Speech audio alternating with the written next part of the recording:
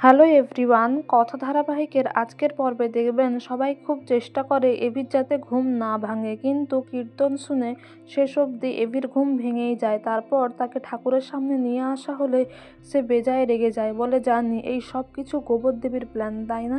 আমি কিছুতেই এখানে থাকবো না, আমি এক মুহূর্তও থাকবো না, আর যে আমাকে এখানে নিয়ে এসছে তার তো আমি দেখাচ্ছি। এই বলে কথাকে তাড়া করলে কথাও বলে, ঠিক আছে আপনি থাকতে চান না তো আমি আর জোর করব না।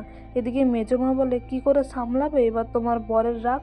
কথা বলে, কথা কলি সব পারে, তাই তার মাকে মানে এভির মাকে এভির কাছে নিয়ে এলে এভির মা তাকে পরিবারের মূল্যবোধ বোঝায়, বলে দেখো না তোমরা আমায় কত ভালোবাসো, কিন্তু আমার কিছু মনে নেই বলে আমি তোমাদের সাদরে গ্রহণ করতে পারি না।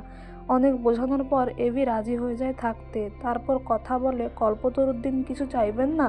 ছোটকা বলে, ছোট্ট অগ্নি তুই চাইবি নাকি? এভি আবার রেগে যায়, বলে আমায় জোর করবি না। কথা বলে, ঠিক আছে আপনার আর আমার হয়ে ঠাকুরের কাছে আজ আমি কিছু চাইছি। এভি মনে মনে বলে, ওকে আর আমাকে নিয়ে কিছু উল্টোপাল্টা চাইবে না তো? এদিকে কথা বলে, ঠাকুর তুমি মায়ের স্মৃতি ফিরিয়ে দাও, পাচক মশাইয়ের মায়ের স্মৃতি ফিরিয়ে দাও, পাচক মশাইয়ের সব ইচ্ছে পূরণ করে দাও।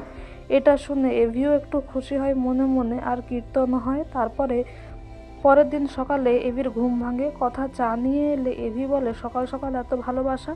আমি আমার ভাই বোনেরা খুব বিজি, তোর জন্য স্টেজে নাচ করতে পারবো না। কথা বলে, পাচক মশাই মায়ের স্মৃতি বলতে প্রথমে আপনার কি মনে পড়ে? এভি বলে, মায়ের রান্না বান্না। কথা বলে, ডাক্তারবাবু যতটুকু সময় দিয়েছিলেন সেটা তো হলো, এবার আমাদের কিছু করা উচিত যাতে মায়ের স্মৃতি ফিরে আসে। এভি বলে, মায়ের স্মৃতি ফিরে এলে তো কথা বলে আমি চলে যাব।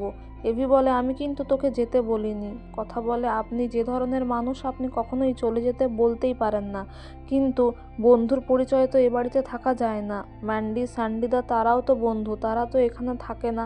এভি বলে, আমি এই বিষয় নিয়ে আর আলোচনা করতেই চাই না। কথা বলে, বেশ আমি কিছু বলবো না, কিন্তু আমাদের এমন কিছু করতে হবে যাতে করে মায়ের স্মৃতি তাড়াতাড়ি ফিরে আসে।